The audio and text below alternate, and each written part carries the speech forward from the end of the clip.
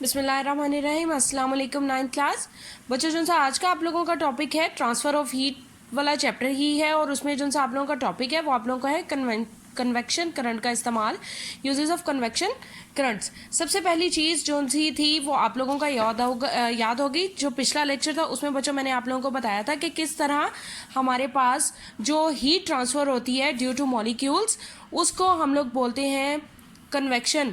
ठीक है, मॉलिक्यूल्स की वजह से हीट गर्म हिस्से से अगर ठंडे हिस्से की तरफ ट्रांसफ़र हो रही है तो उसको जिस मेथड के थ्रू हीट ट्रांसफ़र हो रही होती है उसको हम लोग बोलते हैं कन्वेक्शन। कन्वेक्शन में बेसिकली आप लोगों को मैंने बताया था कि हमारे पास जो कन्वेक्शन है उसमें जैसे ये वाला था हमारे पास कि हम लोगों ने एक बर्नर ऑन किया था। बर्नर ऑन करने के बाद ये वुडन ब्लॉक था, हमारे पास लकड़ी का बना हुआ डब्बा था। इस लकड़ी के बने हुए डिब्बे में जब हम लोगों ने दो सुराख किए, एक से हवा जो थी वो अंदर एंटर हो रही थी और एक से हवा जो सी है वो गर्म होकर बाहर की तरफ निकल रही थी। तो बेसिकली ये जो चीज़ हो रही है, और ये यहाँ पर देखें इस वाले लिक्विड वाले प्रोसेस में जब हम लोगों ने फ्यू ड्रॉप्स ऑफ इंक या आप लोगों ने पोटेशियम पर मैग्नेट के क्रिस्टल्स आपने हॉट वाटर में ऐड की हैं, तो उसके बाद जिस तरीके से वो आपको कलरफुल लाइंस नज़र आना स्टार्ट हुई हैं, आपने देखा कि वो नीचे से ऊपर की तरफ फ्लो कर रहे हैं। तो वो एक प्रोसेस कंटिन्यू रहा कि जैसे यहाँ से जो मॉलिक्यूल्स थे वो हैवी होते गए तो वो ऊपर चले गए, बदले में जो लाइटर मॉलिक्यूल्स थे जिनका वेट लाइटर था वो नीचे की तरफ आते गए, जो ठंडे थे जिनका टेम्परेचर कम था। सेम यही प्रोसेस इसमें होता रहता है। तो इस की बदौलत आगे हम लोग देखते हैं कि कन्वेक्शन का जो सा प्रोसेस है उसको हम लोग कहाँ कहाँ पर यूज़ कर सकते हैं।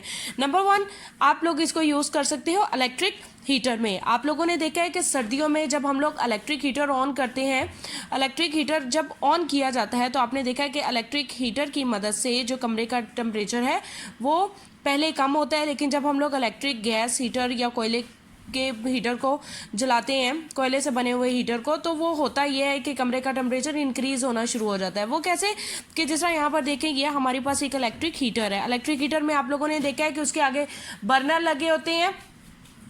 इलेक्ट्रिक हीटर में ये जो दो बर्नर्स लगे होते हैं, बेसिकली इनका काम यही होता है कि जैसे जैसे हीटर के सामने से हवा गुजरती जाएगी, क्योंकि वो हवा के जो से मॉलिक्यूल्स हैं उनका टेम्परेचर जो सा होता है वो कम होता है, ठंडे वो हैवियर वेट होता है उनका।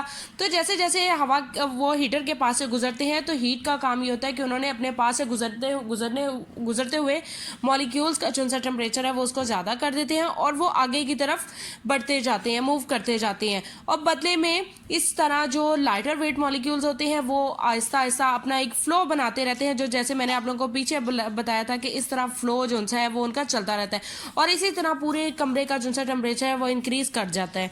ठीक है, अब उसके बाद जो सा सेंट्रल जो सेकंड उसका यूज़ है वो सेंट्रल हीटिंग सिस्टम है। सेंट्रल हीटिंग सिस्टम आप लोगों ने चैप्टर नंबर 6 में भी पढ़ा है कि किस तरह बड़े बड़े शहर जो से हैं, बड़े बड़े जो कंट्रीज़ हैं, वहाँ पर किस तरह कमरों का जो सा टेम्परेचर है सेंट्रल हीटिंग सिस्टम के थ्रू उसको जो कमरे का टेम्परेचर है उसको इंक्रीज़ कर दिया जाता है।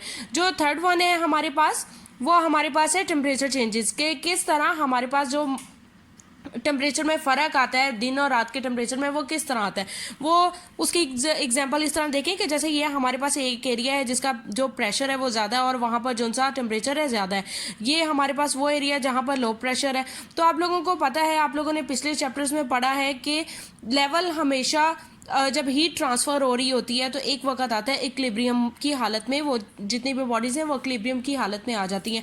मीन टू से यहाँ से टेम्परेचर ट्रांसफ़र होना इस दूसरे वाले पोर्शन की तरफ, रीजन की तरफ ट्रांसफ़र जो टेम्परेचर है ट्रांसफ़र होना स्टार्ट हो जाता है, और कुछ अर्से बाद यहाँ पर जो सा टेम्परेचर है वो इक्वल हो जाता है।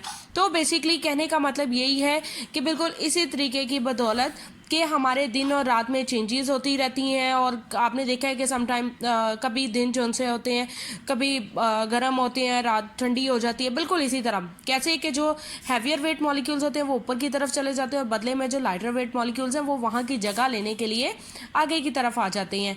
ये चीज़ हो गई। और इसीलिए क्या कहते हैं, आप लोगों के पास जो मौसम आते हैं, अल्लाह ताला ने हमें मौसम अता किए हैं, जैसे समर विंटर स्प्रिंग ऑटम, ये जितने भी सीज़न है ये सब इसी सूरत में हमारे पास आते हैं।